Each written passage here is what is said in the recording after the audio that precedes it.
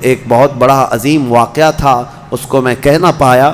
سیدہ ام المومنین طیبہ طاہرہ عائشہ صدیقہ رضی اللہ تعالیٰ عنہ میرے آقا کی رفیقہ حیات، بلکہ وہ محبوبہ رسول تھیں۔ ان پر ایک الزام لگایا تھا منافقین نے، اس کا دفاع کیا میرا مولا، اور آیت نازل فرمایا شان عائشہ میں، صدیقہ طاہرہ کی شان میں آیت نازل ہوئی۔ ہوا یہ تھا کہ ایک جنگ سے حضور واپس آ رہے تھے، جنگ غزوہ بنو مصطلق، وہاں سے واپسی میں حضرت عائشہ بھی اس سفر میں حضور کے ساتھ تھیں۔ رات کا وقت تھا، ایک جگہ قافلہ رک گیا تو قافلہ جب رکتا تھا تو اونٹ کے اوپر جو کجاوا، ایک جو ہے حجرے کی طرح بنا دیا جاتا، جھونپڑی بنا دی جاتی تھی جو ام المومنین کے لیے ہوتی تھی، حضور کی ازواج مطہرات پردے میں جاتی تھیں، وہ اٹھا کر کے زمین پر رکھ دیا۔ حضرت عائشہ کی عمر بھی چھوٹی تھی، کم عمر کی تھی، تو وہ بڑی ہلکی بھی تھیں، جو صحابہ اٹھاتے تھے اٹھا کر کے رکھ دیتے تھے۔ رات کا وقت تھا اور وہ وہاں پر سو گئیں، کجاوے سے باہر نکل کر کے سوئیں۔ پھر ہوا یہ کہ قافلہ چل پڑا، حضرت عائشہ صدیقہ وہیں رہ گئیں۔ وہ کجاوا اٹھا کر کے جو صحابہ تھے انہوں نے اونٹ پر رکھ دیا، اور یہ سوچا کہ اس میں ام المومنین ہیں، سو رہی ہوں گی، اٹھا کر کے اونٹ پر رکھ دیا، باندھ دیا اور اونٹ چل پڑا، جبکہ ام المومنین کہیں اور سوئی ہوئی تھی۔ یہ رہ گئی بات۔ اب قافلہ مدینے کی طرف رواں دواں تھا، پیچھے سے قانون یہ تھا قافلے میں، ایک صحابی بہت پیچھے چلتے تھے کہ قافلے سے چھوٹا ہوا کوئی سامان ہو تو وہ اٹھا کر کے لے کے آ جاتے تھے، کسی کا کچھ بھی رہ جاتا تو وہ حضرت صفوان ایک صحابی تھے، وہ پیچھے چلے آ رہے تھے، انہوں نے دیکھا ام المومنین عائشہ صدیقہ اکیلی تھیں۔ انہوں نے دیکھتے ہی کہا یہ کیا ہے، انا للہ و انا الیہ راجعون، کیا ہوا ہے؟ انہوں نے اپنا چہرہ پھیر لیا اور ام المومنین نے پردہ کر لیا۔ ام المومنین کہنے لگیں کہ قافلہ چلا گیا اور میں رہ گئی، نیند میں تھی۔ انہوں نے کہا ان کے ساتھ جو اونٹنی تھی اس پر ام المومنین کو سوار کیا اور نکیل پکڑ کر کے چلتے رہے۔ اب جب مدینے آئے تو بدمعاش قسم کے، اوباش قسم کے ذلیل منافقین نے ام المومنین پر یہ تہمت لگانا شروع کیا کہ محمد رسول اللہ کی بیوی کسی اور مرد کے ساتھ چلی گئی تھی، نعوذ باللہ۔ حضرت عائشہ ان کے ساتھ چلی گئی تھی، قافلے سے الگ آئی ہیں، یہ بہت بھدا الزام۔ اسی کے متعلق قرآن میں آج ہم نے جو سورہ نور پڑھا ہے نا، اس میں ایک آیت ہے والذین یرمون المحصنات ثم لم یأتوا بأربعة شہداء فجلدوہم 80 جلدہ۔ اللہ فرماتا ہے جو مومنہ عورتوں پر الزام لگاتے ہیں، تہمت لگاتے ہیں، اور اگر 4 گواہ نہیں لا پائیں گے تو حکم شرع یہ ہے کہ 80 کوڑے مارو ایسے آدمی کو جو تہمت لگایا۔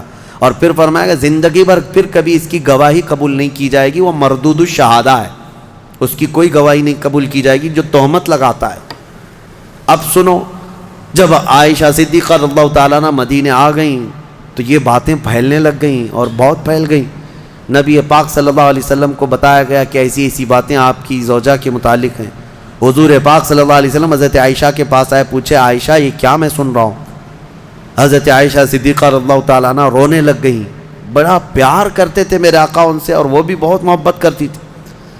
حضور پاک صلی اللہ علیہ وسلم نے پھر ہوا یہ کہ حضرت عائشہ سے بات کرنا بھی چھوڑ دیا حضور نے، کہ میں اس وقت تک انتظار کروں گا جب اللہ تعالیٰ کا حکم آ جائے۔ اب یہ ام المومنین کے لیے کتنا ڈیفیکلٹ اور کتنا سخت مرحلہ ہوگا کہ کائنات کے آقا و مولا جن کی وہ زوجہ ہیں وہ بات نہیں کر رہے ہیں اور گھر پہ نہیں آ رہے ہیں۔ تو حضرت عائشہ اپنے مائکے چلی گئیں حضرت ابوبکر صدیق کے گھر، تو حضرت ابوبکر صدیق بھی بات نہیں کر رہے ہیں، پتہ نہیں کیا ہوا، لیکن معاملہ کچھ بھی نہیں تھا۔ آج کے منافقین بھی اس واقعے کو اٹھاتے ہیں اور کیا کہتے ہیں رسول اللہ کو علم غیب نہیں تھا، اگر غیب کا علم ہوتا تو اتنے دن تک حضور اپنی بیوی کے متعلق تھوڑی نہ خاموش رہتے۔ اس وقت کے منافق تہمت عائشہ صدیقہ پہ لگا رہے تھے، آج کے منافق جو ہے حضور پاک پر یہ تہمت لگاتے ہیں علم غیب نہیں تھا۔ سنو، میں دونوں مسئلے حل کرتا ہوں، اس کا حل بتاتا ہوں۔ یہ صحابہ کا بڑا امتحان تھا، 1 مہینے تک یہ معاملہ چلتا رہا مدینے میں۔ حضرت عمر فاروق رضی اللہ تعالیٰ عنہ کو حضور نے بلایا، باری باری ہر ایک سے پوچھنے لگے۔ حضرت عمر سے پوچھا تمہارا کیا خیال ہے عائشہ کے بارے میں، یہ جو تہمت لگائی گئی ہے، یہ جو افواہ ہے۔ حضرت عمر نے کیا ایمان کا جواب دیا کہتے ہیں یا رسول اللہ صلی اللہ علیہ وسلم، رب ذوالجلال آپ کے جسم پر مکھی بیٹھنے نہیں دیتا، اگر عائشہ ناپاک ہوتی تو آپ کے گھر کے لیے کیسے قبول کرتا؟ نکاح تو اللہ نے فرمایا آپ کا، اور کوئی ناپاک عورت آپ کی اہل میں آ کیسے سکتی ہے؟ وہ اہل بیت ہے۔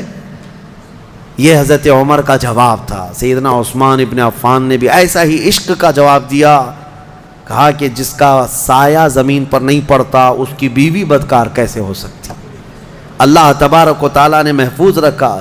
اب جو خواتین صحابیات تھیں ان کو بھی حضور بلانے لگے، پوچھنے لگے عائشہ کے بارے میں کیا خیال۔ یہ در حقیقت ہے کہ امتحان چل رہا تھا۔ وہاں جو منافق تھے وہ تو کہنے لگے، جب منافق کون تھے؟ ظاہر وہ مسلمان ہی تھے، حضور کے پیچھے نماز پڑھتے تھے، بڑی بڑی باتیں کرتے تھے، لیکن اندر کیا تھا وہ کیا ہے؟ جب حضور ان سے پوچھتے آپ کا کیا خیال ہے، آپ کا کیا خیال، کہتے کیا بتائیں، لوگ تو ایسا کہہ رہے ہیں، پتہ نہیں، ہو سکتا ہے بہک گئی ہوں گی، کچھ ہو گیا ہوگا۔ یہ منافقین کے جوابات تھے، یہ منافقین کے جوابات۔ ایسے بہت سارے لوگ ہیں، ہم کو تو نہیں معلوم لوگ، لیکن لوگ کہہ رہے ہیں ایسا ہوگا۔ یہ جلانے والا جواب ہوتا ہے، آج بھی ہوتے ہیں اس طرح کے جوابات، ان کو کانفیڈنس کے ساتھ کہنا نہیں ہوتا ہے۔ اب جو خواتین تھیں ان سے پوچھا گیا تو وہ تو کہنے لگی یا رسول اللہ صلی اللہ علیہ وسلم، عائشہ اتنی چھوٹی ہے کہ وہ آٹا گوندتے گوندتے سو جاتی ہے، روٹی کب پکتی ہے اسے پتہ نہیں ہوتی، تو یہ اونگ آ گئی ہوگی، سو گئی ہوگی، اور اس کا میلان کبھی کسی مرد کی طرف ہم نے نہیں دیکھا۔ کھیلنے والی خاتون ہے حضرت عائشہ۔ نبی پاک صلی اللہ تعالیٰ علیہ وسلم نے یہ سب سے پوچھا، اس کے بعد مہینہ بھر گزرنے کو تھا، آیتیں نازل ہو گئی۔ سورہ نور میں اللہ تعالیٰ نے پوری برات ظاہر فرمائی، ارشاد فرمایا بے شک وہ لوگ جو الزام لگاتے ہیں بغیر کسی سبب کے وہ بڑے ظالم ہیں۔ ماں عائشہ صدیقہ کی برات میں جب آیت نازل ہوئی، حضور آئے حضرت عائشہ کے گھر، حضرت ابوبکر صدیق کو بتا دیا تھا کہ آیت عائشہ کی برات میں صفائی میں نازل ہو گئی ہے، تو پھر حضرت ابوبکر بھی دوڑے دوڑے عائشہ صدیقہ کو خبر دینے چلے گئے، اور جب حضرت عائشہ نے یہ خبر سن لی تو اس قدر اس دن خوشیوں سے پھولے نہ سما رہی تھی کہ نبی پاک صلی اللہ تعالیٰ علیہ وسلم جب گئے گھر تو وہ ان کی محبت کا معاملہ تھا۔ حضور ان سے بات کر رہے تھے تو حضرت عائشہ حضور کے سامنے نہیں آ رہی تھی، کہا نہیں میں پہلے آپ سے نہیں بات کروں گی، میں پہلے اس مولا کا سجدہ ادا کروں گی جس نے میری برات کا اظہار فرمایا۔ حضور پاک صلی اللہ تعالیٰ علیہ وسلم نے یہ نہیں فرمایا، یہ محبت میں انہوں نے کیا تھا، یہ ان کے جذبات تھے۔ حضور پاک صلی اللہ علیہ وسلم مسکراتے اور فرماتے عائشہ میں تجھے پہچانتا ہوں جب تو خوشی میں ہوتی ہے اور جب تو غصے میں ہوتی ہے، دونوں چیزیں میں پہچان لیتا ہوں۔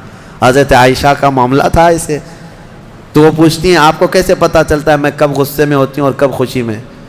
تو حضور فرماتے ہیں جب تو خوشی میں ہوتی ہے تو قسم کھاتی ہے نا کسی بھی بات پر، تو کہتی ہیں وہ رب محمد، محمد کے رب کی قسم، ایسا ہی تھا۔ اور جب غصے میں ہوتی ہے تو کہتی ہے وہ رب ابراہیم، ابراہیم علیہ السلام کے رب کی قسم، ایسا ہی تھا۔ حضور فرماتے ہیں میں اچھی طرح سے جانتا ہوں کب تمہارا موڈ کیسا ہے۔ بہرحال ماں عائشہ صدیقہ رضی اللہ تعالیٰ عنہا کے یعنی طہارت پر اللہ تعالیٰ نے آیتیں نازل فرمائی۔ جو دوسرا مسئلہ ہے وہ میں عرض کیے دیتا ہوں، آج کے جو منافق ہیں یہ جو کہتے ہیں حضور کو اگر علم غیب تھا تو اپنی بیوی کی برات پہلے ہی کیوں نہیں بیان کر دی؟ اتنے دن تک مدینے میں کنفیوژن کے شکار سب لوگ بھی تھے، کیوں ایسا رہا؟ یہ کہتے ہیں حضور کو علم غیب نہیں تھا۔ ان ظالموں کو یہ پتہ نہیں، جو رسول مکہ میں مدینے میں بیٹھ کر مکہ کے تمام لوگوں کے احوال کی خبر دے رہے ہوں، لیکن کچھ معاملات ہوتے ہیں، کچھ معاملات ہوتے ہیں، امتحانات یوں ہی نہیں لیے جاتے۔ اگر آپ کے پاس سوال پرچہ آ گیا ایگزام میں اور بنایا کس نے ہے؟ بنایا کس نے ہے؟ آپ کے ٹیچر نے، جو پڑھانے والا ٹیچر نے بنایا، لیکن ایگزام لے کر کے آپ لکھنے کے لیے بیٹھے ہیں، ٹیچر ہی اگر آپ کی وہ گارڈنگ کے لیے آئے یا پھر وہ دیکھ بھال کے لیے آئے، نگرانی کے لیے، آپ پوچھ لینا اس سے ایک سوال، سر اس کا جواب بتا دو، کیا وہ ایگزام ہال میں بتائے گا؟ کہے گا نہیں میں معلوم نہیں ہے۔